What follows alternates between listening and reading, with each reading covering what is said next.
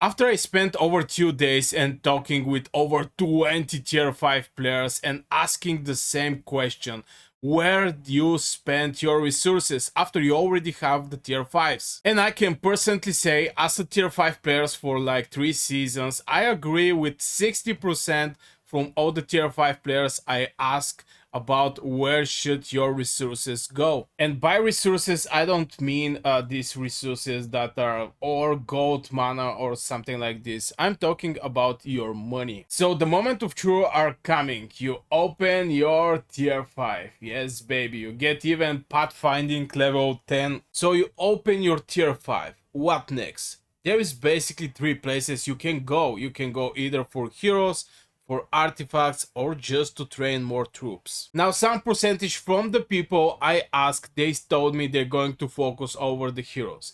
Either some of them are looking to increase their cavalry just to strike more when there is no PvP, to move around the map and doing some extra merits. Some of them, for example, was mage main and they have Cinder and Frygar. Like in my case, I have them awakened and they're looking to go for Margaret and Zeta because those two heroes also work perfect with Celestials. So in total, those heroes are going to go for this type of bundles from the great value bundles, and this is Hero of Tamaris, where you can get G3 token. Also, the gems they get in the VIP shop from the store, they're going to invest mainly here, and they're only going to get the 24-hour speed ups and all the G3 hero tokens they can get, depending how much gems they have. The main focus of this type of people was just to build as many heroes they can and to play as many troops they can. As I said, if they're free, they can go with cavalry. If they're big war or alliance war, they can go with main mage or main marksman. Now the other type of heroes try to gather some gems to go in, for example, in Forge of Light and increase the damage of their artifacts. Now I can give example, maybe Phoenix Eye. If we go in the details, mine is 5 from 5, but you can see clear big difference.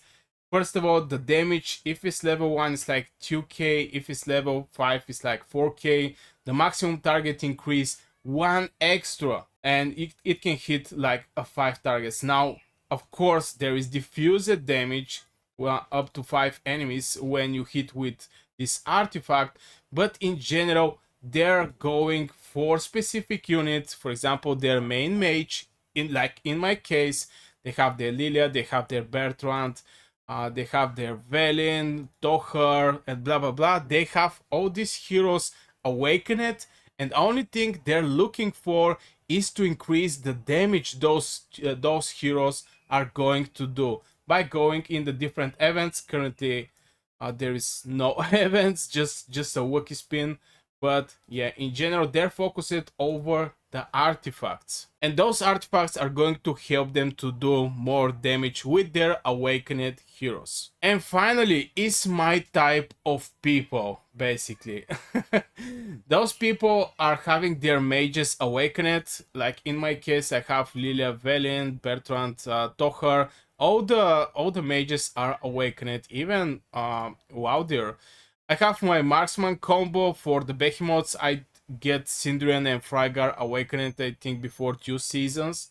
And I just point a specific legion that is going to be only for Behemoths and is going to be a marksman one. So I stop over the Sindrian and Frygar. Now, having all these awakened mages, first I have to say that my spending cannot actually cover Forge of Light or this type of events. Now, there is, if you go in the goblin market, every day you're going to be presented with these artifact keys, forged artifact keys, that is going to help you to make more draws in the Forge of Light. But in general, I cannot afford to go that much in the Forge of Light, so I focus mainly over my troops. And from the shop, from the VIP shop, I don't buy these G3 hero tokens. I buy all the 24-hour speed ups. I also buy all the 8-hour speed ups. I think there's also in very good price. And from time to time in the Goblin market, you can see some 3 hour or 8 hour speed ups that is on with a good discount. If 8 hour speed up is minus 60%, I buy it. If it's 3 hour speed up and it's minus 70%, I buy it. All these speed ups is just allowing me to train more troops. I'm talking about universal speed ups and train speed ups. And the main reason I do that is, first of all, I have the heroes, awakened heroes, that is going to perform great on the battlefield. But at the same time, I'm looking to increase my elixir production. And this elixir production strongly depends how many units. The higher of your total units count and unit level, the faster your elixir production speed. So if I have more units, if I have more high level units like a tier 5 units, I'm going to get more daily free healing. And the point of this, what I'm doing is, if I check my legions, I have like 2 million tier 5 mages. With these mages, I use elixirs. Rest, everything that is like tier 4, for example, my infantry, I have 591k, is with resource healing. So the way I do it is elixirs over my mages and resource healing over my infantry. In the same time, this season, well, it was the season of dead troops. I have 162. It was big pain because it dropped my production speed or daily free healing by a lot. I'm going to recover with 81k at the end of the season. Mostly it's infantry because of these bastion fights that I don't want to talk about. But this is my focus after I open tier 5. All of my heroes are awakened. I don't plan to go over any other hero in Call of Dragons, and I'm going to focus all the resources I have over training more and more troops.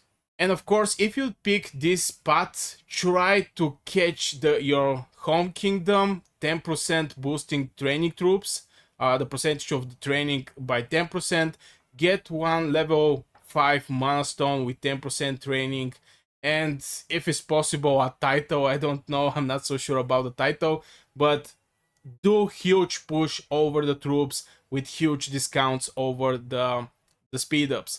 Like this, you're going to just train way more troops and you're going to get a lot of daily free elixir production. I really hope this video help you and give you some advice how I'm going to proceed, but also what kind of other path they're available in Call of Dragons after you open your tier 5. Let me know in the comments your favorite one or which path you already take after you open your tier 5. So I guess that's it for this video. Like, subscribe guys, and see you in the next video.